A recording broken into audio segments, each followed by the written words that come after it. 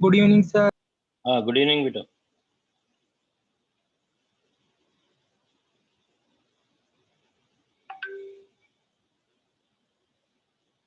Good evening sir. हाँ, good evening बेटा। करते हैं, बस स्टार्ट कर रहे हैं। सर हम्म।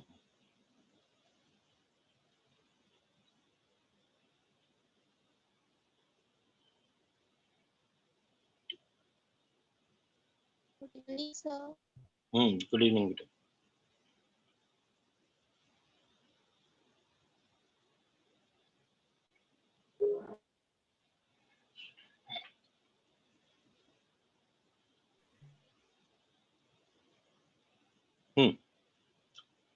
चलो बेटा, ध्यान देना। ये आपके पास मूल कंसेप्ट का मूल कंसेप्ट लेक्चर 2 है। ठीक है। देखो, अपन ने जो लास्ट टर्न पे पढ़ा था, अपन ने क्या बोला, मूल कंसेप्ट में आप फाइनली क्या पाओगे। फॉर्मूले तो बहुत ज्यादा है नहीं। ठीक है। तो जो क्वेश्चंस के टाइप होंगे उन्हीं का जिक्र करेंगे। तो इसी में क्या है, टाइप बी आएगा न्यूमेरिकल्स का। तो इसमें अपन बात करेंगे न्यूमेरिकल्स ऑन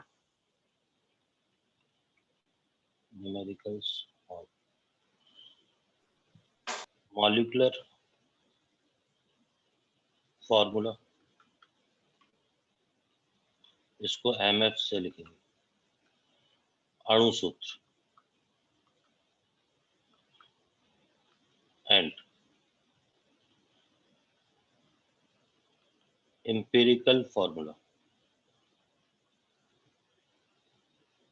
इसको अपन ईएफ से लिखेंगे, सरलतम सूत्र। इसको इंग्लिश में एक और नाम देते हैं, सिंपलेस्ट फॉर्मूला। ठीक है। देखो, इस पे जो न्यूमेरिकल्स पूछे जाते हैं बड़े आसान से न्यूमेरिकल्स हैं। ठीक है। आप देखना कैसे न्यूमेरिकल्स पूछे जाते हैं और कैसे अपने को सॉल्व करना है। ठीक है। सबसे पहले कहता है आपको ये जानना जरूरी है कि मॉलिक्यूलर फॉर्मूला क्या होता है, अणु सूत्र।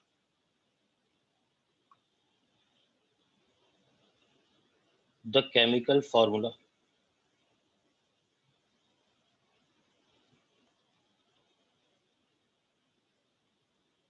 which provide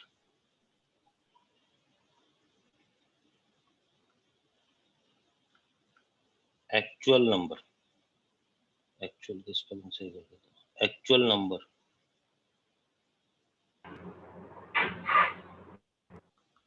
of atoms in compound। ठीक है। जैसे बेंजीन का मॉलिक्यूलर फॉर्मूला होता है C6H6। तो वह सूत्र जो यौगिक में परमाणुओं की वास्तविक संख्या बताता है, एग्जैक्ट नंबर को बताता है। ठीक है। जैसे है C6H6,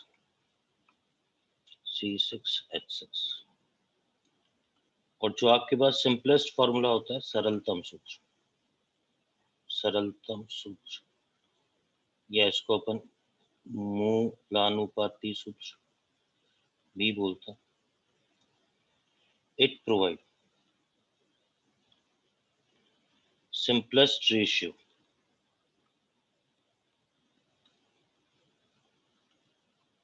of elements। यह परमाणुओं की संख्या का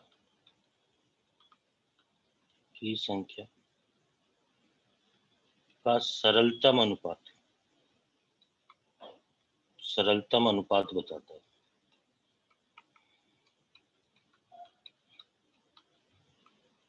सरलतम अनुपात बताता है।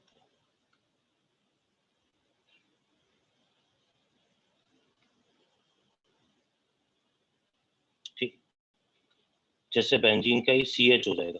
अभी देखो अपन बिल्कुल आपको समझ में टेबल से आ जाएगी। इधर अपन मॉलिक्यूलर फॉर्मूला लिखते हैं, इधर अपन मॉलिक्यूलर फॉर्मूला लिखेंगे, तो मॉलिक्यूलर फॉर्मूला, और इधर लिखेंगे अपन एम्पेरिकल फॉर्मूला या सिंपलेस्ट फॉर्मूला, सिंपलेस्ट फॉर्मूला। ठीक है, यहाँ पर अपन कर देते हैं कंपाउंड क्योंकि अब जैसे C6H6 है, तो ये C6H6 तो इसका, और यहाँ पर एक N की वैल्यू आ जाएगी। N होता है molecular weight upon simplest weight. तो अब जैसे मैं बात करूं, बेटा सुनना ध्यान से, ठीक है, मैं बात करूं बेंजीन, तो बेंजीन का मॉलिक्यूलर फॉर्मूला तो यही है, ठीक है। जो सिंपलेस्ट फॉर्मूला आ जाएगा CH और N की वैल्यू ये आपके पास 6 आ जाएगी। एग्जैक्टली बोले तो N कैसे निकाला है, मॉलिक्यूलर वेट, ये 78 आ गया, और नीचे ये 12 13 आ गया, तो ये कितना आ गया, 6 आ गया।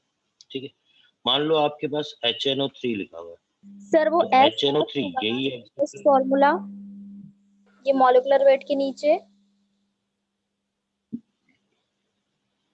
कहाँ पर, सर ये n equals to molecular weight upon ये सिंपलेस्ट फॉर्मूला होगा ना। Simplest weight SW simplest weight, सरलतम भार। Okay sir, thank you. ठीक है, तो ये C और H का 12 + 1 13 आ गया ना। ठीक है, HNO3 है तो ये, और N की वैल्यू 1 आ गई। मान लो बहुत आसान सी बात है, आप ध्यान दो, C2H4O2 है, तो C2, फॉर्मूला HNO3 होगा। हाँ HNO3 होगा ना, इसमें इसका सिंपलेस्ट रेशियो तो यही होगा, 1:1:3 को और छोटा तो कर ही नहीं सकते अपन। Okay sir. ठीक है, अब जैसे इस वाले में है, आप ये बताओ इसको किससे डिवाइड कर सकते हो, सारे को 2 से 2 से डिवाइड से। कर सकते हो, तो ये क्या हो जाएगा, CH2O2 हो जाएगा, CH2O, बस ये हो जाएगा, और N की वैल्यू कितनी आ जाएगी, 2 आ जाएगी। ठीक है, मान लो आपके पास ये है C3H6 और N3 है, तो अब आप ये बताओ, ये तो यही फॉर्मूला रहा, C3H6N3, इसको किससे डिवाइड करोगे, से ठीक है, तो CH2N आ जाएगा, और N की वैल्यू कितनी आ जाएगी, 3 आ जाएगी। तो आप यहाँ देखो, स्क्रीन पे देखो, आप मेरे को ये बताओ सिंपलेस्ट फॉर्मूला, मॉलिक्यूलर फॉर्मूला और एम्पेरिकल या सिंपलेस्ट, अणु सूत्र, और इसमें डिफरेंस तो आपको आ ही गया समझ में। Yes sir. ठीक है, बहुत आसान सा है। ठीक है, तो अब ध्यान देना, अब बेसिक थ्योरी क्या लगती है वो मैं आपको बताता हूँ। बेसिक कंसेप्ट,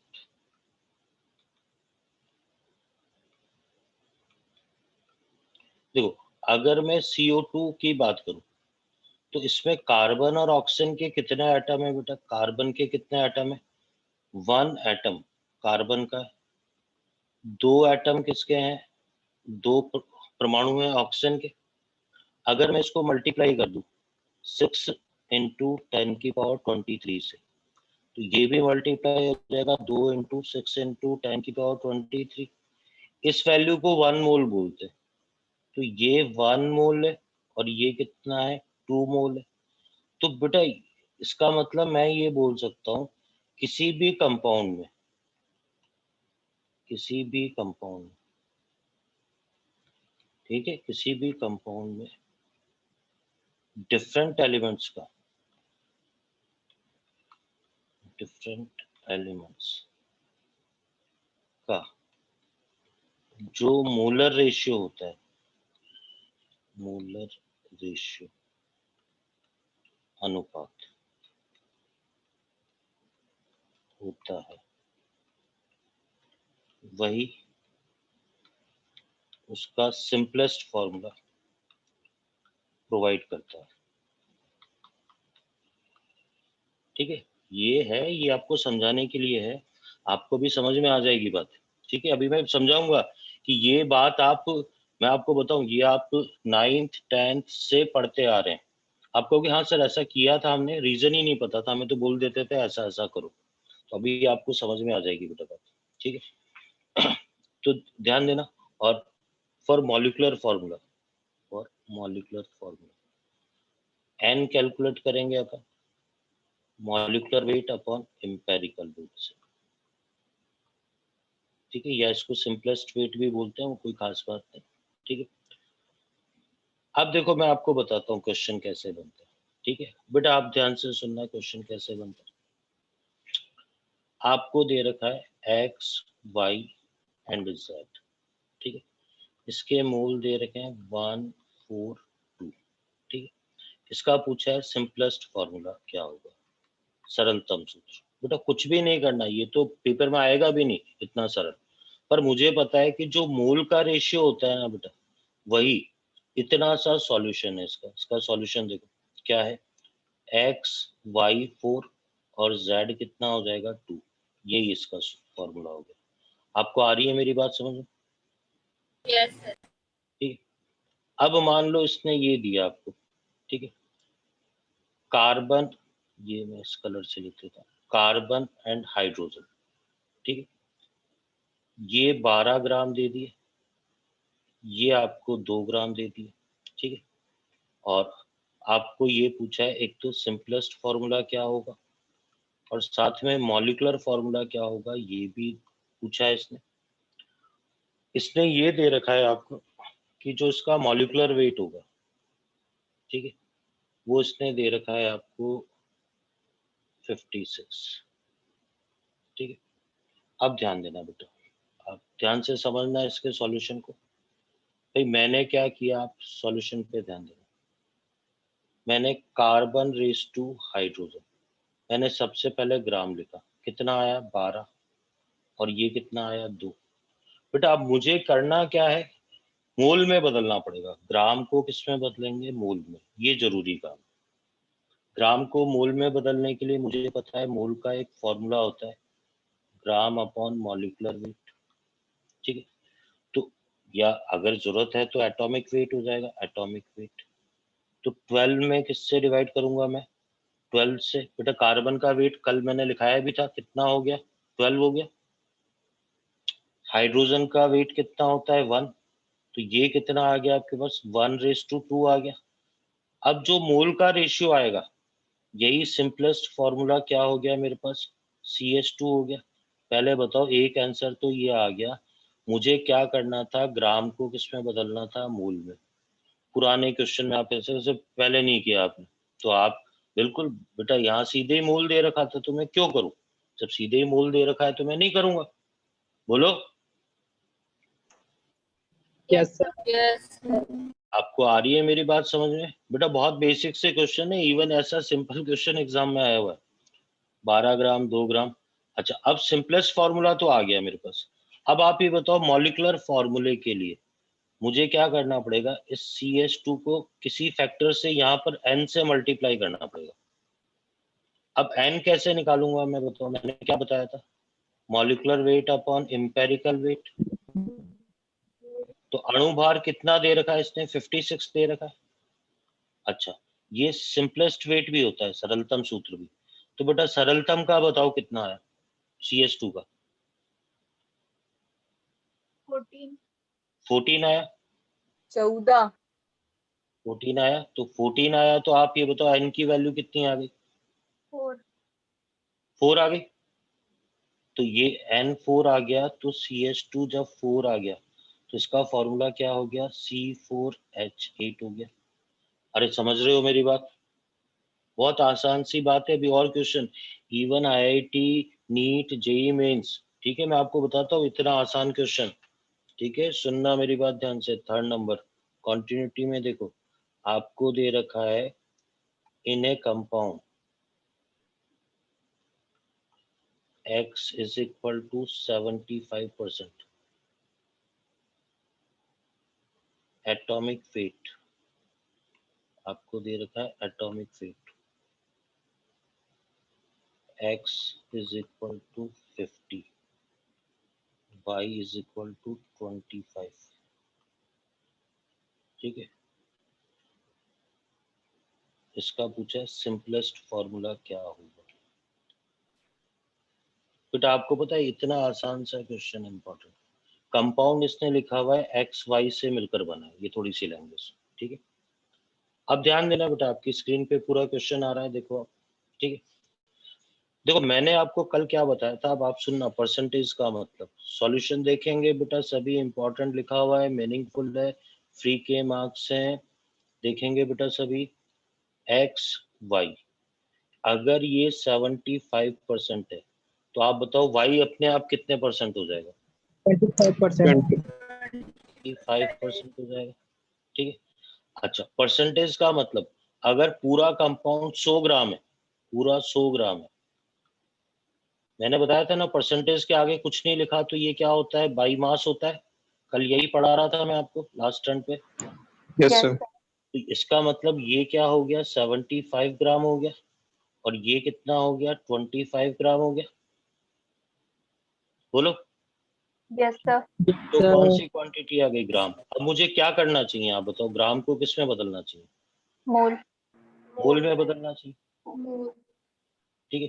तो मोल में बदलने के लिए किससे क्या करेंगे अपन, एटॉमिक वेट से डिवाइड कर देंगे। Yes, sir. 75/50 आ गया, और ये कितना आ गया, 25/25 आ गया, बोलो। Yes, Yes, sir. sir. अब इसको सॉल्व करने के लिए देखो 25 से जाएगा, ये 3 आ गया, ये 2 आ गया, ये 1 आ गया, तो ये रिजल्ट कितना आ गया, या नीचे ही लिख देता हूँ, 3/2 आ गया, यहाँ लिख देता हूँ 3/2 आ गया। तो फॉर्मूला क्या हो जाएगा, x3y2। बेटा समझ रहे हैं, इतना सिंपल क्वेश्चन एग्जाम में आया हुआ है, और ये इसका मतलब आप गलत करके आते हो तो, क्योंकि ये तो कई स्टूडेंट सही करके आएंगे, ठीक है, ये बिल्कुल सिंपल कैटेगरी में ही काउंट होगा ये वाला क्वेश्चन। अरे आ रही है बात समझ में? Yes, sir. Yes, sir. Hello sir.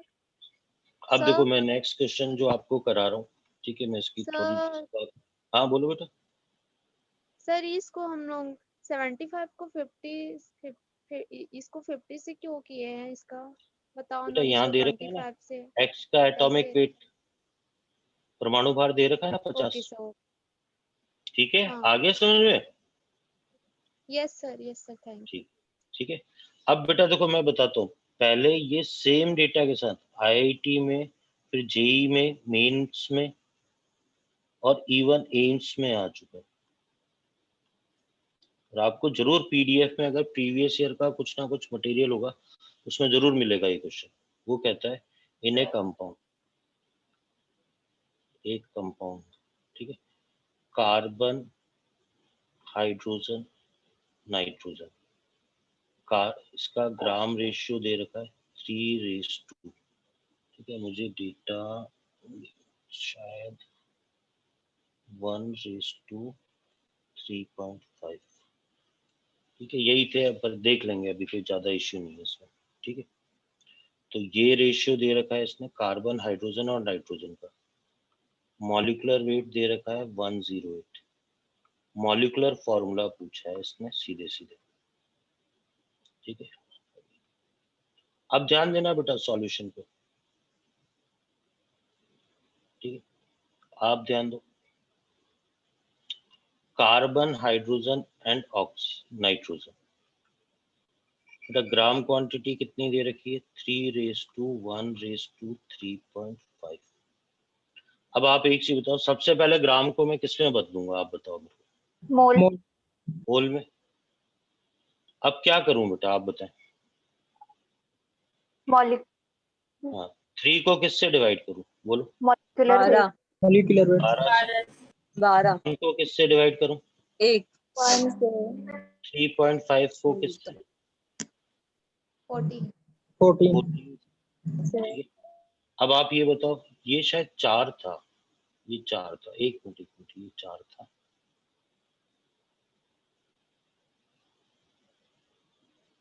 तीन आ जाएगा, देखते हैं, ये 4,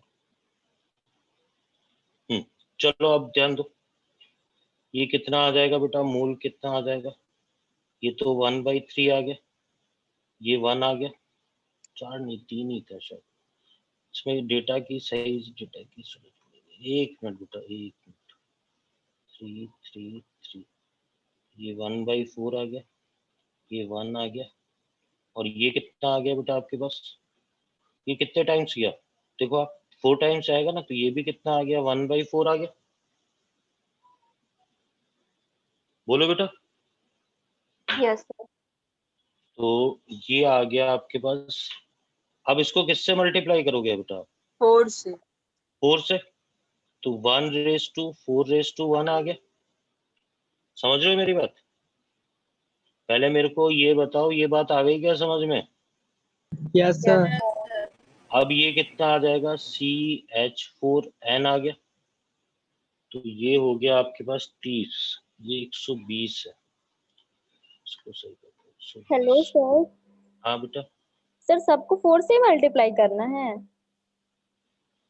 हाँ, एलसीएम से मल्टीप्लाई करते हैं ना सिंपलेस्ट के लिए बेटा। आप 4 और 4 का एलसीएम कितना आएगा? 4 आएगा। मतलब मैथ्स लगा रहे हैं ना मैं तो। ठीक है बेटा, ये तो कर लोगे ना आप। ये किससे मल्टीप्लाई किया है सभी को पता चल रहा है ना ये तो? Yes sir. हाँ सर कर लेंगे। हाँ। अब ध्यान दो बेटा, ये तो क्या आ गया? सिंपलेस्ट फॉर्मूला आ गया। अब आप एक चीज बताओ, मॉलिक्यूलर फॉर्मूले के लिए एन की वैल्यू चाहिए मुझे। एन क्या होता है? Molecular weight upon simplest weight. Molecular weight कितना है बेटा? ये 120 दे रखा है ना, इसने 120 लिख दिया मैंने। Yes sir. ठीक है। अच्छा, नीचे ये देखो, सिंपलेस्ट वेट अगर किसी को निकालना नहीं आता तो देखो, ये 12 आ गया, प्लस ये 4 आ गया, प्लस ये 14 हो गया। ठीक है, तो ये कितना आ गया बेटा?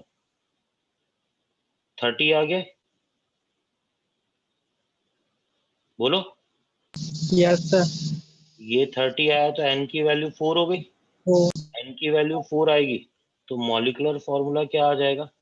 CH4N। इसको किससे मल्टीप्लाई करोगे? 4 से। तो ये हो जाएगा C4H16 एंड N4। अरे आ रही है बात समझ में? Yes sir. Yes sir. बेटा आप देख लो, ये क्वेश्चन है ना, आपको आना चाहिए भाई। काम कुछ भी नहीं किया मैंने, कोई अतिरिक्त काम नहीं किया बेटा, वही जो शुरू से थ्योरी चल रही है। अगर आप मेरे से कहेंगे तो मैं ये बोलूंगा कि ये तो इसलिए फ्री के मार्क्स हैं। अभी तक जो 4 क्वेश्चन किए हैं सभी में एक ही काम किया है मैंने काम क्या किया है बेटा? कार्बन हाइड्रोजन जो ग्राम था उसको मोल में चेंज किया। मोल के बाद जो डेटा अवेलेबल थे उससे उसको सिंपलेस्ट फॉर्मूले में चेंज किया। ठीक है, सिंपलेस्ट रेशियो, थोड़ी सी मैथ्स लगाई, फिर एन की वैल्यू निकाली। सुन रहे हैं मेरी बात ध्यान से? बोलो। Yes sir. आ रही है बात समझ में? Yes sir. ठीक है, अगला क्वेश्चन देखो बेटा। अगला क्वेश्चन देखो, ये था आपके पास 4 नंबर 5 नंबर। बेटा अब आपको पता है ना, ऐसा क्वेश्चन भी होता है in an organic compound.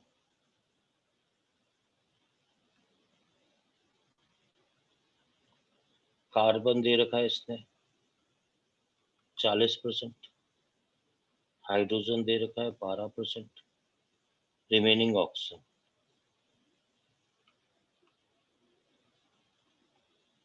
Simplest formula बताना है क्या होगा। ठीक है, अभी मेरे डेटा में गड़बड़ हो सकती है पर आप ध्यान दो बेटा, मैं अब आपको वो याद कराता हूँ कि ये 9th या 10th क्लास में आपको, या इवन 11th क्लास में भी कुछ बुक्स में कैसे सिखाते थे भाई। आपको एक टेबल बनवाते थे कि परसेंटेज, यहाँ एलिमेंट लिखो। ठीक है, फिर यूं सिखाते थे ये बेटा, आप ध्यान देना, परसेंटेज लिखो, फिर क्या है जो परसेंटेज है उसमें एटॉमिक वेट से डिवाइड कर दो, फिर जो सभी को स्मॉलेस्ट वैल्यू से डिवाइड कर दो। वैल्यू ये मैं बताता हूँ आपको कैसे सिखाते थे बेटा। जैसे कार्बन लिया तो कार्बन का 40% है ना, तो 40/12 कर दो। ठीक है, फिर हाइड्रोजन का कितना है? 12 है, तो 12/1 कर दो। ठीक है, फिर रिमेनिंग ऑक्सीजन, कितनी ऑक्सीजन बची बेटा? 48। 48 बची। तो ये है 48, तो 48/16 कर दो। ये तो 12 आ गया, ये आपके पास 3 आ गया, और ये कितना आ गया बेटा? 12 को अपन 3, फिर 3 पॉइंट कितना आ गया, 3.33 आ गया। बोलो बेटा। Yes. Yes. ठीक है, अब वो ये कहता था इसके बाद क्या करो, इसका सिंपलेस्ट रेशियो निकालने के लिए 3.33 को सबसे छोटी वैल्यू 3 से, 12 को 3 से और 3 को 3 से डिवाइड कर दो। ऐसा बताते थे ना आपको, मैं तो ये बता रहा हूँ, आपने ऐसा पढ़ा होगा, अब अपने को ऐसा करना नहीं है। आप समझो, आपको ऐसा कंसेप्ट बताते थे, याद आया क्या आपको? Yes, Yes, sir. या Yes, है sir. ऐसा कुछ आपके? देखना Yes, sir, घर 11th जाके Yes, yeah, 9 की। हाँ, तो अपने को, लेकिन क्योंकि उस समय तक आपको ये सब मोल और पता नहीं थे, अब आपको करना क्या है, ये मेथड लगाना है। आपको तो लिखना है कार्बन, हाइड्रोजन एंड ऑक्सीजन। अब ध्यान दो बेटा, परसेंट कितने, कार्बन कितने परसेंट था, 40% था। ठीक है, ये कितने परसेंट था बेटा, 12% था। ये कितना हो गया, 48% हो गया। मुझे पता है ये जो परसेंट होता है ये ग्राम क्वांटिटी होती है, तो ये 40 हो गया, ये 12 हो गया, ये 48। अपना जो मेथड चल रहा है उसमें ग्राम को किस में बदलना है बेटा, मोल में। मोल में। तो इसको मोल में बदल देना। मोल कितना आ जाएगा, 40/12, ये 12/1 आ जाएगा, ये 48 कितना आ जाएगा, 16। ठीक है, अब जो भी मेरे डेटा गड़बड़ हो सकते हैं, ये डेटा मुझे याद नहीं है, जो भी सिंपलेस्ट फॉर्मूला आएगा इससे मतलब आपको सही मिलेगा डेटा, अच्छा डेटा मिलेगा जिससे इजीली सॉल्व हो जाए। कुल मिला के ये परसेंटेज वाला न्यूमेरिकल ऊपर भी एक करा चुका हूँ मैं, कैसे सॉल्व करना है आपको आ गई मेरी बात समझ में? Yes, sir. ठीक है, हाँ, इसमें एक इसी क्वेश्चन में मैं क्या है, क्योंकि टाइप वही रहेगा, इस क्वेश्चन में अगर मैं आपको ये दे देता, जैसे ये वाला क्वेश्चन है, ठीक है, आप ध्यान देना बेटा, इसी क्वेश्चन में मॉलिक्यूलर वेट की जगह मैं इस क्वेश्चन में वेपर डेंसिटी, वाष्प घनत्व बराबर 60 दे देता, तो तब मैं सॉल्यूशन में क्या बोलता आपको बेटा, सॉल्यूशन में क्या बोलता कि मुझे पता है मॉलिक्यूलर वेट होता है 2 इंटू वेपर डेंसिटी, तो 2 इंटू 60, तब मेरे पास क्या आता, ठीक है, ये आता है 120। हो सकता है अणुभार देखो वाष्प घनत्व का एक ही काम होता है, वो जहां पर अणुभार मॉलिक्यूलर वेट सीधे सीधे नहीं देना चाहता है ना, वहां पर वो क्या करता है, वेपर डेंसिटी दे देता है। पहले मेरे को ये बताओ, वेपर डेंसिटी 30 होगी तो अणुभार कितना होगा, 60. ठीक है बेटा, Yes, sir. तो ये चीज। अच्छा, तो बेटा अब आप सुनना ध्यान से, मैं आपको है ना थोड़ा सा सम अप कराता हूँ, जो स्टूडेंट थोड़ा सा लेट ज्वाइन हुए उनको भी मैं बता देता हूँ। ये क्या है, कल अपन ने परसेंटेज पे न्यूमेरिकल किए थे, आज अपन न्यूमेरिकल कर रहे हैं कि वो आपसे अणु सूत्र, मॉलिक्यूलर फॉर्मूला या सरलतम सूत्र या एम्पेरिकल फॉर्मूला को मूलानुपाती सूत्र बोलते हैं, या लिख देता हूँ मैंने हिंदी में लिखा है, मूलानुपाती सूत्र, ठीक है, ये भी बोलते हैं। तो आपसे ये प्रश्न में पूछा जा सकता है, दोनों में डिफरेंस क्या होता है, वो बहुत आसान तरीके से समझना। बेंजीन है, बेंजीन का वास्तविक सूत्र, भाई बेंजीन में फिक्स है कि 6 कार्बन और 6 हाइड्रोजन, पर सरलतम कितना हो गया, CH, तो जो सरलतम होता है उसको सरलतम सूत्र बोलते हैं, और उसमें जितने की मल्टीप्लाई, 6 की मल्टीप्लाई करने से वास्तविक सूत्र आ जाएगा, उसको अणु सूत्र बोलते हैं। अपन जो कैलकुलेट करेंगे उससे हमेशा सिंपलेस्ट फॉर्मूला आता है, सबसे पहले सरलतम सूत्र, तो सरलतम सूत्र ये, ठीक है, इसकी कोई जरूरत नहीं है। देखो मेन बात ये है, आपको मोल निकालना है, जो भी मोल का सरलतम रेशियो आएगा, सिंपलेस्ट रेशियो, ठीक है, जो भी मोलर रेशियो होगा कंपाउंड में डिफरेंट एलिमेंट्स का, जो उसी को, वही आपको सिंपलेस्ट फॉर्मूला प्रोवाइड करता है। अगर मोल दे रखा है तो सीधे ये रिजल्ट आ गया, ग्राम दे रखा है, मेन ग्राम में दे रखा होगा, ग्राम दे रखा है तो उसको किसमें बदलना है, मोल में।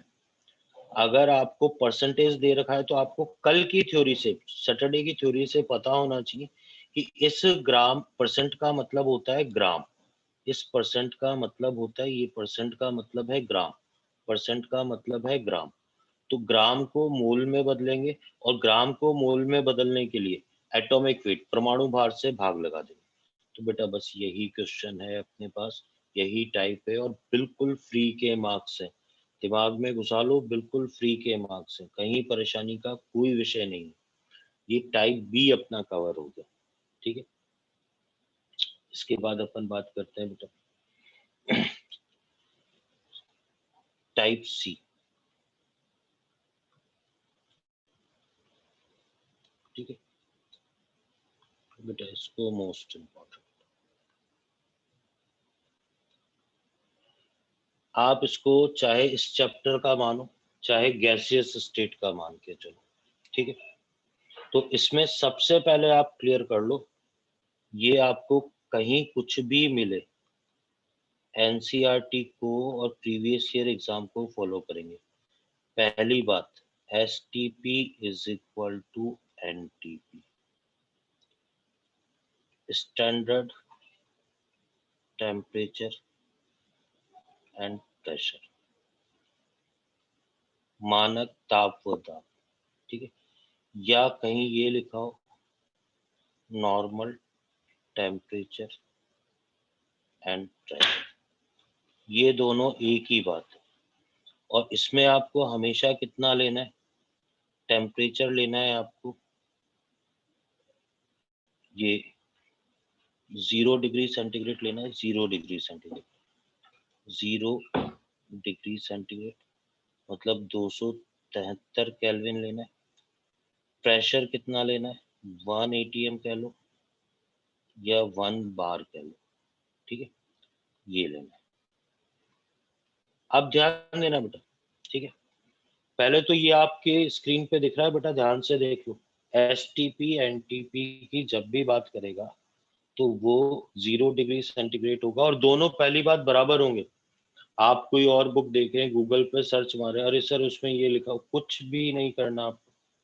हमेशा एसटीपी एनटीपी बिल्कुल सेम टेम्परेचर, दोनों की वैल्यू सेम लेनी, ठीक है। अब अपन ये कहते हैं कि भाई मुझे पता है कि आइडियल गैस इक्वेशन क्या होती है, ठीक है, आदर्श गैस समीकरण। आपको पता है ये समीकरण होती है PV is equal to NRT, ठीक है। अच्छा, आर की वैल्यू एक ये होती है 0.082, ठीक है, ये वैल्यू होती है एटीएम लीटर पर मोल पर केल्विन। अच्छा, आपको ये याद करना है, ये आपने शायद फिजिक्स में भी याद किया हो, अपने को बहुत जरूरत पड़ती है, आप ध्यान देना बेटा। आर और टी का मल्टीपल, जब आर की वैल्यू कितनी होती है आपके पास, सुनना बेटा मेरी बात ध्यान से, 0.082 और टेम्परेचर 273, इसको मल्टीप्लाई करके देखोगे तो ये आएगा 22.4। ये मल्टीप्लाई आर टी मतलब एस टी पी या एन टी पी पर, एस टी पी या एन टी पी पर, ठीक है। जो आर टी का मल्टीप्लाई की वैल्यू होती है वो 22.4 होती है, ये आपको याद करना है, ये याद करें, ठीक है। तो अपन सबसे पहले ये कैलकुलेट करते हैं, volume of 1 mole gas at STP और एनटीपी। 1 मोल गैस का एसटीपी या एनटीपी पे वॉल्यूम निकालना है। तो बेटा अपन ने आइडियल गैस इक्वेशन लगाई, PV is equal to NRT. अब आप ये बताओ प्रेशर कितना लूं, अभी लिखा था ना ऊपर 1 atm ले लूंगा, 80 से जो वॉल्यूम आएगा वो अभी मैं देखता हूँ कौन सी यूनिट में आता है। एन, ये 1 मोल ले लिया मैंने, आर की वैल्यू 0.082 atm लीटर पर मोल पर केल्विन, टेम्परेचर कितना आ गया 273 केल्विन। अब आप ध्यान से देखना बेटा, केल्विन से केल्विन कट गया, मोल से मोल कट गया, ठीक है। इस एटीएम से ये एटीएम इधर इधर कट गए ना बेटा, आपको समझ में आता है ना ये, Yes, अरे sir. बोलो। अब आप ये देखो बचा क्या है, यहाँ लीटर बचा, इससे जो वॉल्यूम आएगा वो लीटर में आएगा, और इन दोनों का मल्टीप्लाई मैंने बता रखा है 22.4 लीटर, मतलब 22.4 होता है। तो आपको पता भी है ना 1 मोल गैस का जो वॉल्यूम होता है वो कितना होता है, 22.4 लीटर होता है। तो वो कैसे आया, आप समझ गए मेरी बात? Yes, sir. Yes, sir. ठीक है। आप कहोगे सर ये सब क्यों, मैं अभी बता रहा हूँ आपको क्वेश्चन, ठीक है, कि इससे क्वेश्चन कैसे सॉल्व करते हैं, ठीक है, अभी आपको आ जाएगी मेरी बात समझ में, ठीक है। अच्छा, ये थ्योरी टाइप से ही चल रहा है, ठीक है। थ्योरी का 1 नंबर देता हूँ, फिर थ्योरी का मैं इसको 2 नंबर देता हूँ। देखो, calculation of density of gas, gas के घनत्व की गणना।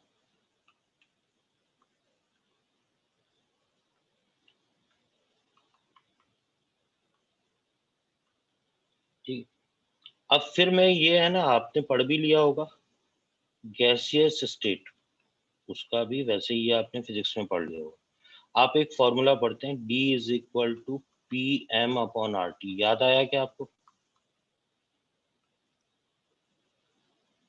बोलो बेटा। Yes, sir.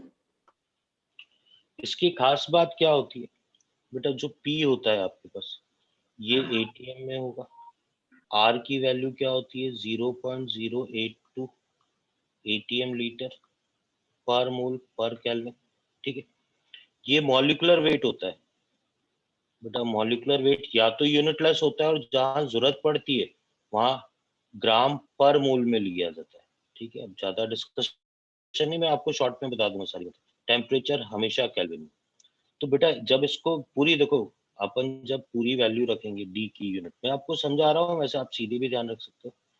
ये एटीएम में आ गया, ये ग्राम पर मोल में आ गया, ये आपके पास आर आ गया, एटीएम लीटर पर मोल पर केल्विन, और टेम्परेचर केल्विन में आ गया।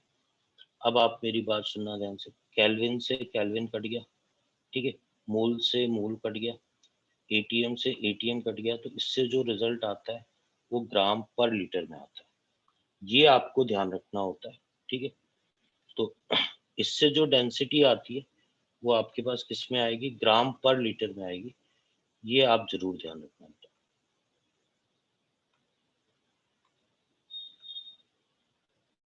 इससे जो डेंसिटी आती है ये ग्राम पर लीटर। तो ये गैसियस स्टेट में भी क्वेश्चन होता है, ठीक है। अब आप सुनना मेरी बात ध्यान से, ठीक है। वापस मैं ना इसको समझाता हूँ। डेंसिटी का जो आपके पास फॉर्मूला आता है, ठीक है, यहाँ पर करते हैं।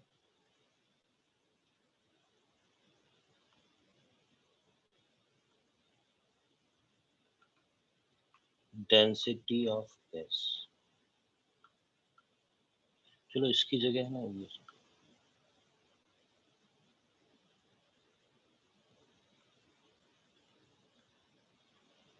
देखो डेंसिटी की बात करें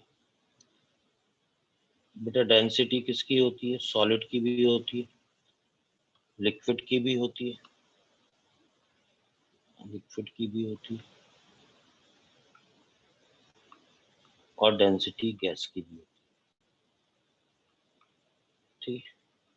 डेंसिटी के हमेशा ये फॉर्मूले तो हमेशा ही यूज में लिए जाते हैं डेंसिटी के। डेंसिटी मास अपॉन वॉल्यूम, इसके लिए भी कोई अलग नहीं, डेंसिटी मास अपॉन वॉल्यूम। ये भी डेंसिटी क्या है, मास अपॉन, ये बिल्कुल सही फॉर्मूले होते हैं, इसमें कोई दिक्कत नहीं है, कोई दिक्कत नहीं, ठीक है। इससे जो यूनिट आती है ये जनरली ग्राम पर एमएल में होती है, ये ग्राम पर एमएल में होती है, और जनरली इसको जो लिखा जाता है वो ग्राम पर लीटर में लिखा जाता है, ठीक है। और गैस की डेंसिटी का ही एक एक्स्ट्रा फॉर्मूला जो भी मैंने बताया था ये भी होता है पीएम अपॉन आरटी, ये फॉर्मूला भी होता है बेटा। आप सुनो मैं क्या समझा रहा हूँ। सिंपल डेंसिटी है मास अपॉन वॉल्यूम, ठीक है। डेंसिटी के अब मैं बताता हूँ को टाइप्स ऑफ डेंसिटी। अभी आप थोड़ा सा वेट करो बेटा, आपको सारी बात और आपके दिमाग में टाइप्स ऑफ डेंसिटी, जो बहुत टाइम से ये प्रॉब्लम रही होगी, सर इसका मीनिंग ही आज तक समझ में नहीं आया, तो वो भी क्लियर हो जाएगा। पहला होता है सिंपल डेंसिटी, ठीक है, उसको बोलते हैं डी मास अपॉन वॉल्यूम, सरल घनत्व। दूसरा आता है बेटा वेपर डेंसिटी,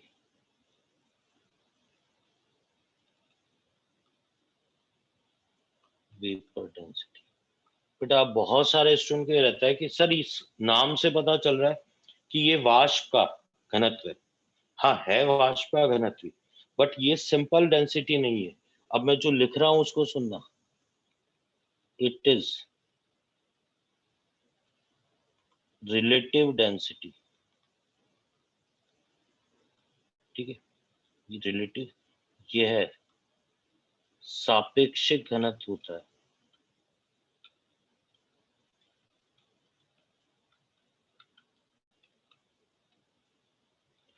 इसका जो फॉर्मूला होता है वेपर डेंसिटी का,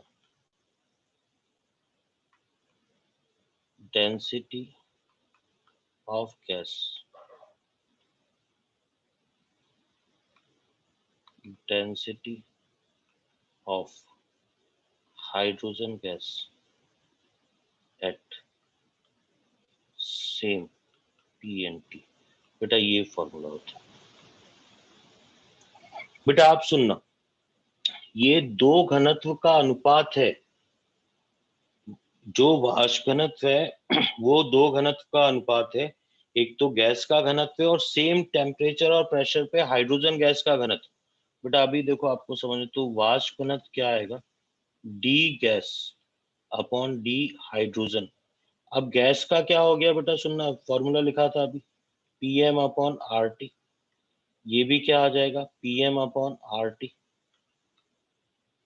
अच्छा अब आप मेरी बात सुनना ध्यान से बेटा, पी सेम है, टी सेम है, आर सेम है, पी सेम है, आर सेम है, टी सेम है, तो एम तो ऊपर गैस का आ गया, नीचे एम किसका आ गया, हाइड्रोजन का। हाइड्रोजन का अणुभार बताओ, पूरे H2 का अणुभार बताओ, 2 दो। 2 तो अब आप ये बताओ, इसीलिए फॉर्मूला क्या आ गया, अणुभार बराबर 2 इंटू वेपर डेंसिटी।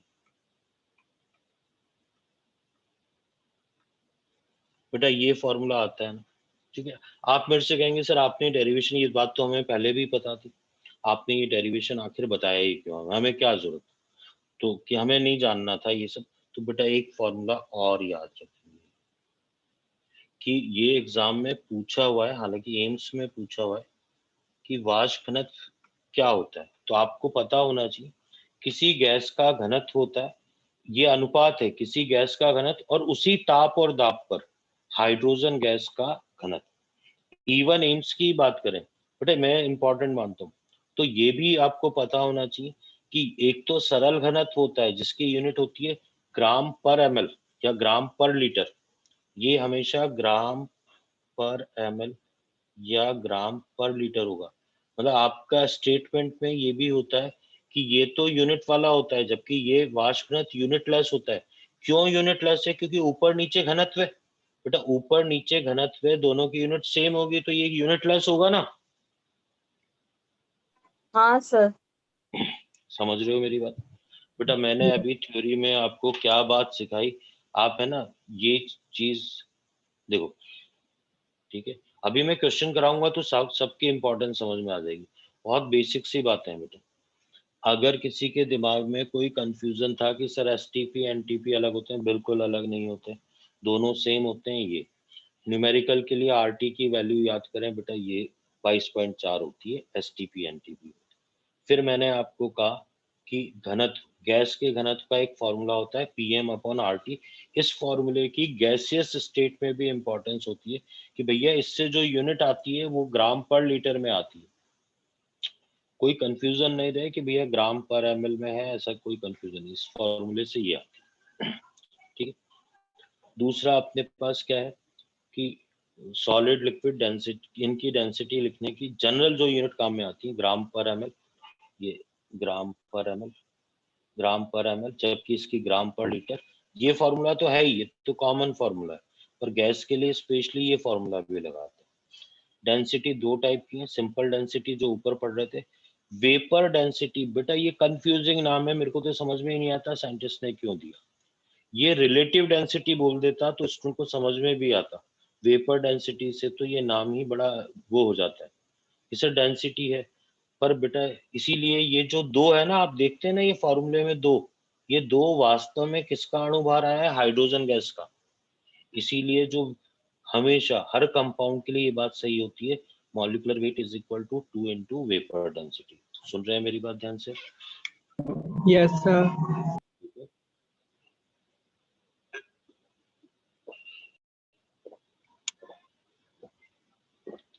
बेटा अब इस पे जो क्वेश्चंस पूछे जाते हैं, ठीक है, वो सुनना आप मेरी बात ध्यान से। अभी आपको आ जाएंगे और लिटरली अच्छे क्वेश्चन है, ठीक है। पहला क्वेश्चन देखो,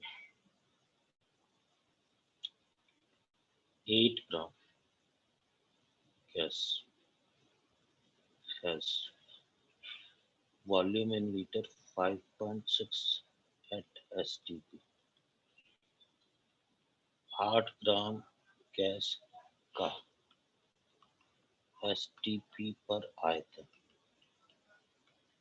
बराबर 5.6 लीटर। गैस का अणु भार बताना। बहुत ही आसान तरीके से सॉल्व होगा बेटा, ठीक है। शॉर्ट ट्रिक कैसे काम करेगी अभी बता दूंगा। भाई गैस से रिलेटेड क्वेश्चन है, गैस से रिलेटेड क्वेश्चन है। फॉर्मूला लगाया आपने, PV is equal to NRT, ठीक है। अब आप ये याद होना चाहिए बेटा, प्रेशर कितना होता है STP पे, बोलो 180. ठीक है। वॉल्यूम कितना दे रखा है, 5.6 लीटर, 5.6 आ गया, ठीक है। एन मुझे पता है, जो N इज इक्वल टू क्या होता है, मोल, और मोल का फॉर्मूला क्या होता है मेरे पास, ग्राम बटे में अणु भार। पहले बताओ ये फॉर्मूला पता है ना N का? Yes, sir. मैंने ग्राम बटे में अणु भार कर दिया। अच्छा अब मैं R और T की वैल्यू एक साथ लिखूंगा, कितनी लिख दूं बेटा? 22.4. 22.4, ठीक है। अच्छा 5.6 इज इक्वल टू, ग्राम इसने कितने दे रखे हैं, 8, मॉलिक्यूलर वेट, ठीक है, ये कितना आ गया 22.4। तो बेटा अणु भार इज इक्वल टू कितना आ गया, 8 into 22.4 बटे में 5.6। आप देखो ये 4 टाइम्स चला गया तो ये 32 आ जाएगा। अरे आ रही है बात समझ में? Yes, sir. बेटा आपको आ रहा है, ये इंपॉर्टेंट है, रिवीजन में लेना है ये क्वेश्चन, कोई थ्योरी नहीं है सही बताऊं तो, ठीक है। Yes, sir. Yes, sir. और देखो बेटा इसी का अभी 2 क्वेश्चन और करेंगे इसी से रिलेटेड, बड़े इंपॉर्टेंट क्वेश्चन, ये भी बड़ा इंपॉर्टेंट क्वेश्चन। SOX, ठीक है, 16 ग्राम 16 ग्राम has volume in liter 5.6 at STP, x बराबर क्या, ठीक है। हिंदी तो आसान सी है, SOX 16 ग्राम का आयतन दे रखा है, तो x का मान पूछा है, सारी बात STP पे कर रहा है बेटा। मैंने आदर्श गैस समीकरण लगाई,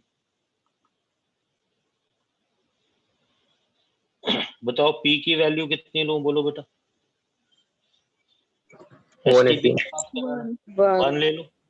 वॉल्यूम कितना लूं, 5.6 लीटर। N का मान बताओ, ग्राम बटे में, तो 16 अपॉन मॉलिक्यूलर वेट। अच्छा अब इसका मॉलिक्यूलर वेट कैसे लिखूंगा वो देखो आप, भाई कैसे लिखूं, सल्फर का कितना होता है, बोलो बेटा। 32 पहले मेरे को ये बताओ 32 प्लस प्लस 16x 16 ये कैसे लिखा मैंने नीचे वाली टर्म? क्या सबको आ गई क्या समझ में? Yes sir. yes sir अच्छा, ये अणुभार लिखेंगे ना, ग्राम बटे में अणुभार, सीधे सीधे मान रख रहा हूँ। आरटी का मान कितना रखूं? 22. 22.4। ठीक है, Yes sir. देखो ये शॉर्ट ट्रिक कितनी काम आ रही है, ये फिजिक्स में भी बहुत काम आती है बेटा। ठीक है, और जो अपन गैसियस में, मैं तो आपको रियल गैस ही पढ़ाऊंगा, लेकिन जो है केटीजी के अंदर भी जो शुरू का पार्ट रहता है तो उसमें भी ये बड़ा काम आता है। आरटी का मल्टीप्लाई याद करना है आपको, एसटीपी एनटीपी पे 22.4 होता है। ठीक है, अच्छा अब देखो इसको इधर ले गया मैं, 32 प्लस 16x बराबर 16 अपॉन 5.6 इंटू 22.4। बेटा इसको सॉल्व करेंगे तो 64 आ जाएगा। तो 16x इज इक्वल टू 32 आ गया, तो x इज इक्वल टू 2 आ गया। तो ये ऑप्शन में दे रखा होगा, कौन सी गैस है ये वाली? SO2 गैस है। समझ गए क्या मेरी बात? Yes sir. ठीक है, थर्ड नंबर देखो बेटा, question third number, density of air, वायु का घनत्व एट STP 0.0145, ये दे रखा है ग्राम पर एमएल। तो अणुभार वायु का, बेटा मैं यहाँ लिख रहा हूँ मोस्ट इम्पोर्टेंट। आप सॉल्यूशन देखें भाई। मैं अगर ऐसा बोलता हूँ जैसे डी वाटर का बोलता हूँ, 1 ग्राम पर एमएल होता है ना। अब अपन ने याद भी किया है कि भाई जल का घनत्व कितना होता है, 1 ग्राम प्रति एमएल। बोलो बेटा। Yes sir. इसका मतलब क्या होता है? 1 ml जल में, 1 ml जल में, 1 ml जल में ग्राम कितने हो गए? 1 ग्राम हो गए। बोलो बेटा। Yes sir. इसका मतलब अभी जो हो रहा है उसका मतलब 1 ml एयर में, वायु में, वायु में जो ग्राम मात्रा आ रही है वो कितनी आ रही है? 0.00145। या इसको थोड़ा ढंग से लिख दूं मैं तो 145 इंटू 10 की पावर -5। पहले बताओ ये ऐसा लिख सकता हूँ ना मैं? yes sir मतलब उसको नहीं भी चेंज करेंगे तो कोई इश्यू नहीं है उसका।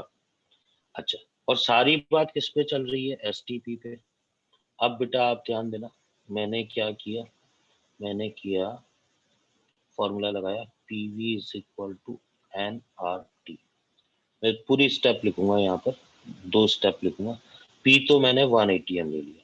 अब ध्यान देना बेटा, वॉल्यूम, वॉल्यूम कितना है? 1 ml है ना। बोलो। तो 1 इंटू 10 की पावर -3 ये लीटर में आएगा। पहले मेरे को बताओ 10 की पावर -3 क्यों किया है? ये बात समझ गए आप? yes sir लीटर में अच्छा, कन्वर्ट हाँ लीटर में। अच्छा, अब n का फॉर्मूला ग्राम बटे में अणुभार, ग्राम मात्रा दे रखी है 145 इंटू 10 की पावर -5, और ये मेरे पास अणुभार हो जाएगा। RT कितना आ जाएगा? 22.4।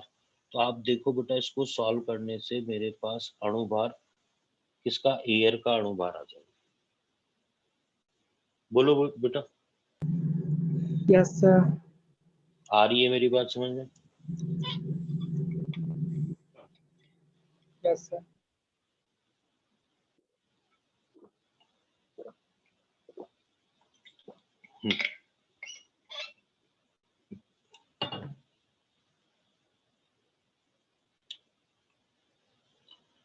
अब बेटा ये क्वेश्चन जो ऊपर पढ़ा था अपन ने 3 के बाद 4 नंबर, एक गैस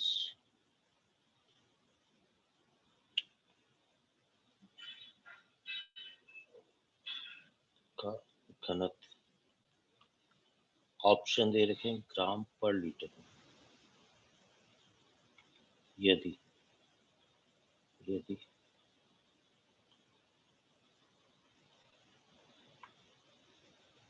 O2 गैस का घनत्व ग्राम पर लीटर में यदि 500 केल्विन पर उसका दाब 1000 mmHg है। बेटा आप ध्यान देना, ये है ना, ये इस चैप्टर का नहीं है, ये फिजिक्स का भी मान लो, गैसेस स्टेट का भी मान लो, ठीक है, पर ये बड़ा फेमस क्वेश्चन है, ठीक है भाई। आपको जो पता होना चाहिए, D is equal to PM upon RT। बेटा सारी यूनिट पता हूँ, इससे जो डेंसिटी आएगी वो ग्राम पर लीटर। मैं इतना फोकस इसलिए कर रहा हूँ बेटा, स्टूडेंट भूल जाता है कि इसका रिजल्ट इससे, वो सोचता है घनत्व मतलब ग्राम पर ml में, नहीं, इस फॉर्मूले से जो डेंसिटी आती है वो ग्राम पर लीटर में आती है। प्रेशर किस में होना चाहिए बेटा? ATM में होना चाहिए। ये गैस का अणुभार होता है, R की वैल्यू 0.082 ATM लीटर पर मोल पर केल्विन ली जाती है, और टेम्परेचर किस में लेते हैं? केल्विन में। अब आप खुद देखो बेटा, प्रेशर की वैल्यू, मेन प्रेशर की वैल्यू है, आपको mmHg को आप बदल सकते हो ATM में?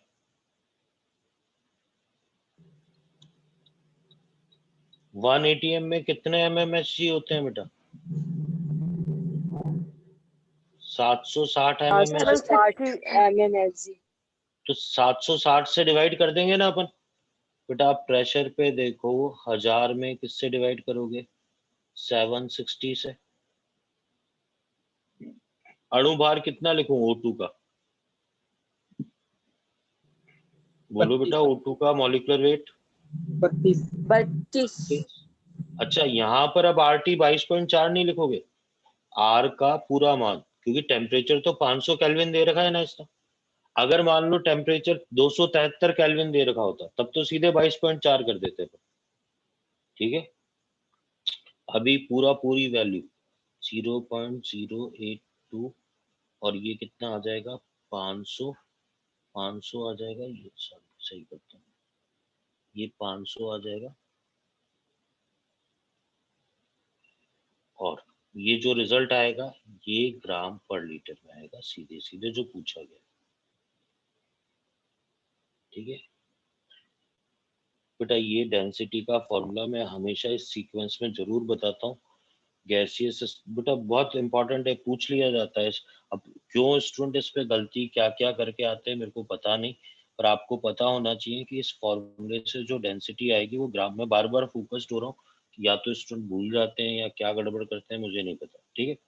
चलो अब ध्यान देना बेटा, आपने देखा PV, मैंने हेडिंग क्या लिखी थी? हेडिंग लिखी थी बेटा, यहाँ पर हेडिंग लिखी थी मैंने, ये देखो, ये हेडिंग है गैसियस स्टेट, गैसेस पे, न्यूमेरिकल्स ऑन गैसेस, न्यूमेरिकल्स। और आप तो ये समझ लो main numerical STP oblique NTP, STP या NTP पे न्यूमेरिकल्स, ठीक है। तो ये इस तरीके से आपको न्यूमेरिकल करना, ठीक है। इसके बाद बेटा एक छोटी सी बात आएगी, पर वो भी बड़े इंपॉर्टेंट है, ठीक है। ये कौन सा टाइप, कौन सा चल रहा था बेटा? C तीसरा हो गया था ना, टाइप C था अपना, Type D. Yes, sir. हो गया था ना। टाइप C, टाइप D करते हैं, टाइप D करते हैं।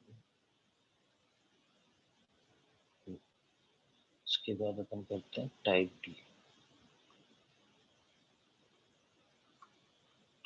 बेटा ये भी है ना, मैं बता रहा हूँ न्यूमेरिकल्स ऑन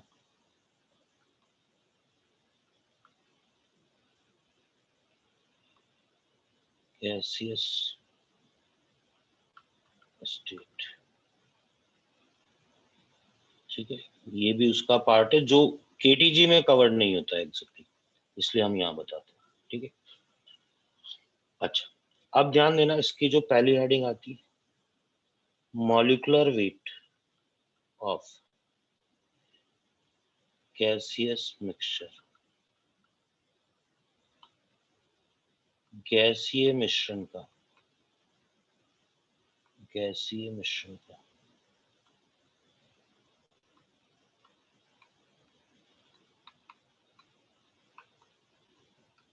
अणुभार, ठीक है बेटा। अब एक बात जान के आपको ये भी बिल्कुल नई बात लगेगी कि सर हमने सुना है भाई, जैसे आपको पता है O2 का जो अणुभार होता है मॉलिक्यूलर वेट वो 32 होता है, हाइड्रोजन का 2 है, हीलियम का कितना है 4 है, नियॉन का कितना है 20 है, CH4 का कितना है 16 है।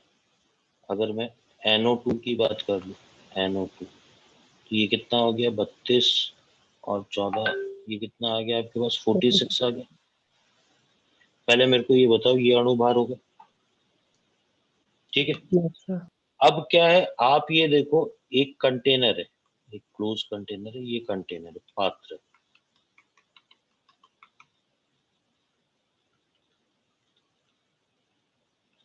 ठीक है।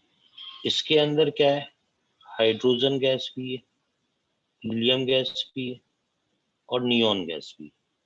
आपको पता है ये जो गैसियस मिक्सचर है, गैसियस मिक्सचर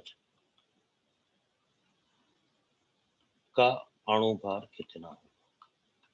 तो ऐसा नहीं है, इस गैसियस मिक्सचर का भी अणुभार होता है। आपको एक आश्चर्यजनक बात होगी जानकारी कि इस गैसियस मिक्सचर का भी अणुभार होता है।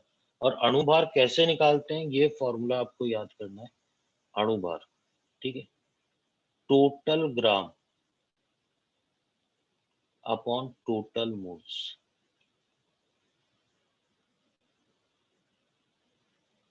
कुल ग्राम बटे में कुल मोल। अब जैसे पहला क्वेश्चन बताता हूँ मैं आपको, ठीक है, ध्यान देना। इन ए गैसियस मिक्सचर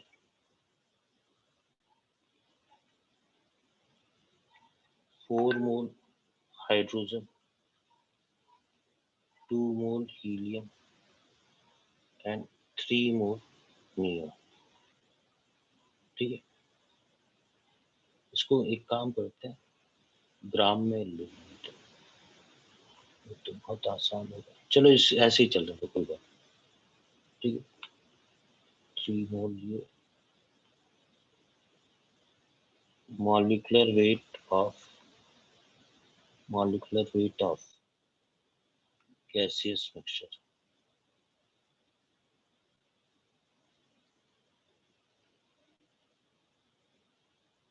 ठीक है, गैसीय मिश्रण का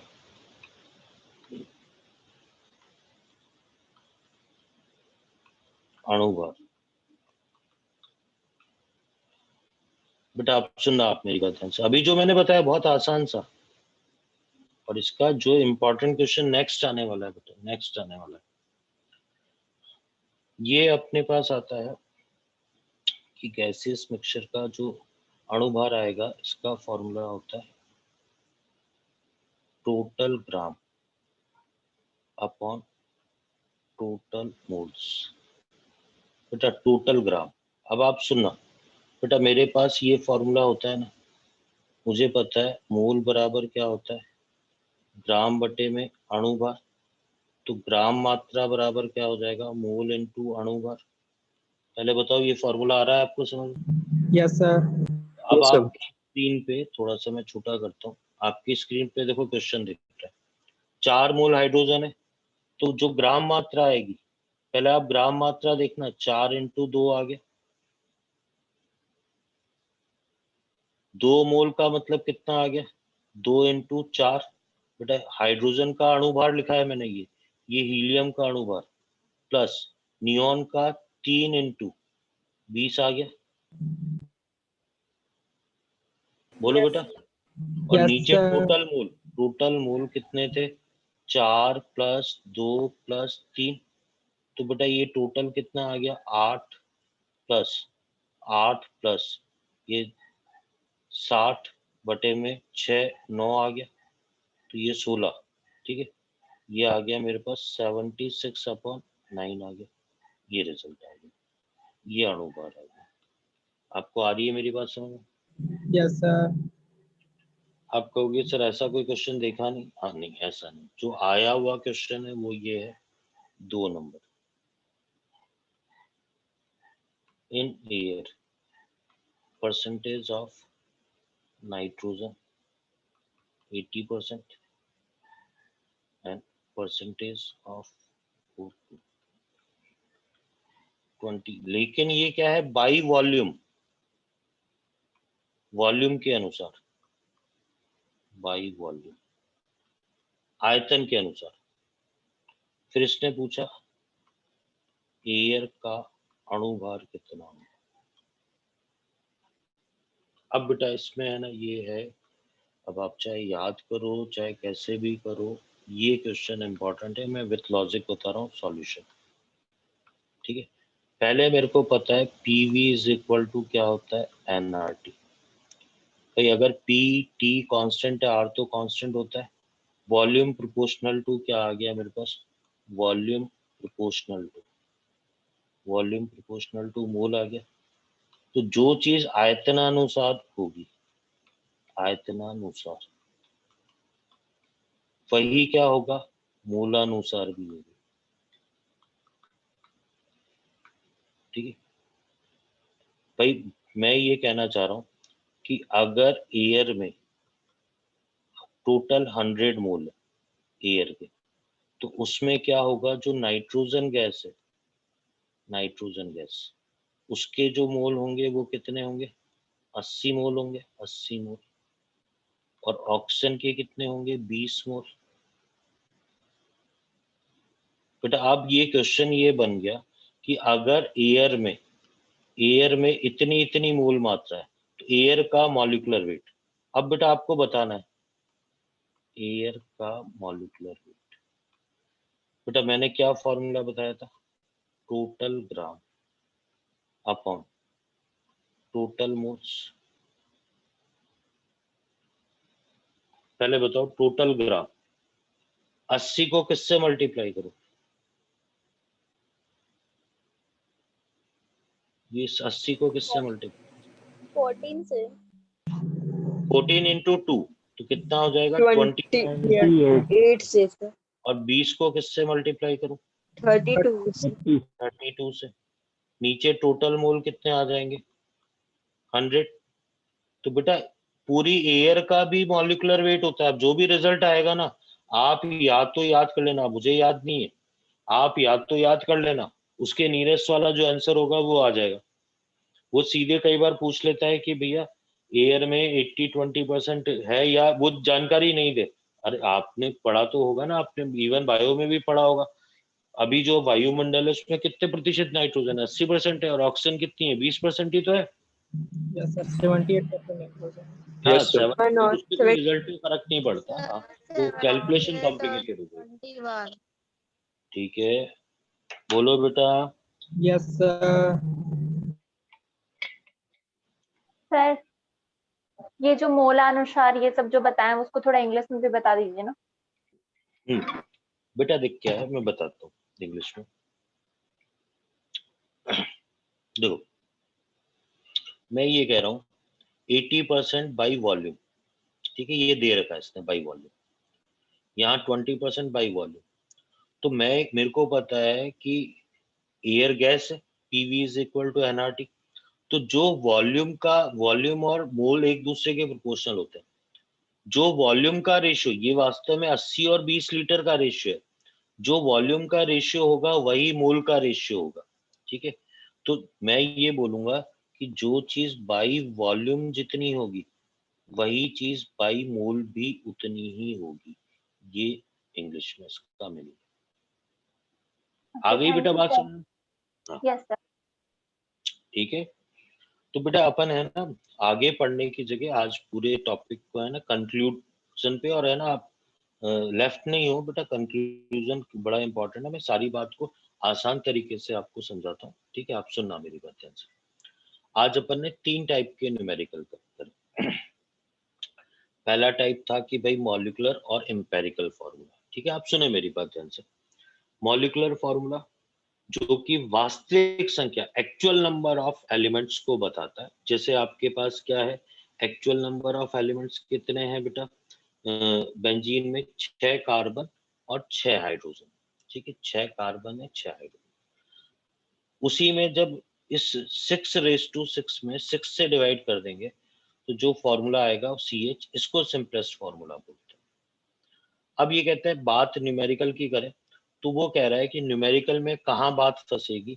आपकी बात फंसेगी यहाँ पर, आपको दे रखे होंगे ग्राम, लेकिन रूल ये कहता है कि भैया मोलर रेशियो आपको सिंपलेस्ट फॉर्मूला प्रोवाइड करेगा, तो ग्राम को किस में बदलो? मोल में। यही एक छोटी सी बात है।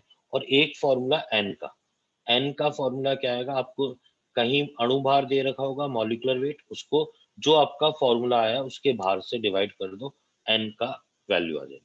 इसी पे ये बस वो एक ही सीक्वेंस है बेटा, थोड़ा थोड़ा चेंज। ये 4-5 क्वेश्चन बिल्कुल एक जैसे। फिर अपन ने कहा STP NTP, पहले दिमाग में कोई भी कंफ्यूजन हो, ये टेम्परेचर और ये प्रेशर याद करना। फिर आपको याद करना है R और T का STP पे जो मल्टीप्लिकेशन आता है, ये शॉर्ट ट्रिक की तरह काम करेगा, 22.4। फिर क्या है, डेंसिटी को लेके एक फॉर्मूला ये याद करना है, ठीक है? ये यूनिट मैंने आपको समझाने की कोशिश करी, ये भी कोई खास बात नहीं। ये डिफरेंस आपको पता होना चाहिए कि डेंसिटी अलग बात है और वेपर डेंसिटी अलग बात है। आपको पता होना चाहिए डेंसिटी की यूनिट होती है, जबकि वेपर डेंसिटी की, क्योंकि 2 डेंसिटी का डिवाइडेशन है, इसलिए ये यूनिटलेस होता है। डेरिवेशन बताया, मीनिंगफुल नहीं है ज़्यादा, पर एक बार पता होना चाहिए। तो ये 2 कहाँ से आया? तो ये वास्तव में 2 हाइड्रोजन गैस का अणुभार, ठीक है? ये न्यूमेरिकल्स बड़े इंपॉर्टेंट है। कुछ नहीं, गैस आप तो ये मान के चलो सिंपल आइडियल गैस के न्यूमेरिकल है, PV is equal to NRT लगाना है। अब STP NTP की वैल्यू याद होनी चाहिए आपको, तो ये RT का मल्टीप्लाई सीधे ही शॉर्ट ट्रिक में लिखेंगे अपन 22.4, बाकी कुछ नहीं, बाकी आसान सा। फिर वो फॉर्मूले का रूप देख के घबराना नहीं है, ठीक है? ये वाला आपको रिवीजन में लेना है बेटा, रिवीजन। ये एक बार में पकड़ में नहीं आएगा, थोड़ा रिवाइज करें इसको, ठीक है? ये हो जाएगा, ये 4th नंबर जनरल है। हाँ, फिर गैसियस मिक्सचर, ये कुछ नई सी बात लगेगी कि भाई हमको ये पता था H2 का मॉलिक्यूलर वेट 2 होता है, हीलियम का मॉलिक्यूलर वेट 4 होता है, नियॉन का 20 होता है, पर पूरे मिक्सचर का भी होता है क्या? तो अपन बोलेंगे यस होता है। होता क्या है? टोटल ग्राम, टोटल मोल। तो इस तरीके से पहले क्वेश्चन की कोई ये समझाने के लिए ऊपर, पर इंपॉर्टेंट है दूसरा क्वेश्चन कि भैया ये दूसरा क्वेश्चन, इसका चाहे रिजल्ट याद करें, ये तो कुछ बेसिक सी बातें होती है। प्योर वाटर की मोलर कंसंट्रेशन कितनी है वो सीधे याद करना होता है। मैंने आपको ये याद है, आपको उसमें ये याद करवाया कि 1 मोल गैस के वाष्पीकरण में किया गया कार्य याद है? 1 मोल के वेपोराइजेशन में 3.1 किलो जूल। अरे वर्डन यस सर, याद है। तो ऐसी चीजें सीधे सीधे एग्जाम में आ जाती हैं, ठीक है? उसी तरीके से अगर इसको याद नहीं किया तो ये तरीका है। अब मेरे को भी वैल्यू याद नहीं आ रही, इसलिए मैंने इसको छोड़ दिया, ठीक है? तो ये इस तरीके से होगा। आपको आ गई मेरी बात समझ में बेटा? ठीक है? Yes sir. Yes sir. इस चैप्टर की ये बात तो रहेगी बेटा, फॉर्मूले बहुत, सॉरी थ्योरी बहुत कम है, फॉर्मूले भी वही सब हैं, बस टाइप पे ही ध्यान देना है आपको। सीरियसली कोई अभी बस एक छोटा सा आएगा, 2 जगह, एक जगह आएगी थ्योरी, वो जो लॉज ऑफ केमिकल कॉम्बिनेशन है ना, वहां पर थ्योरेटिकल बातें आएंगी, बाकी इन सब में ऐसे ही चलेगा ये चैप्टर, ठीक है बेटा? यस तो सर। आज अपन इतना ही पढ़ेंगे, Yes, sir. ठीक है? चलो वाह, ओके, थैंक यू सर। हाँ ओके बेटा, ओके। Thank you sir.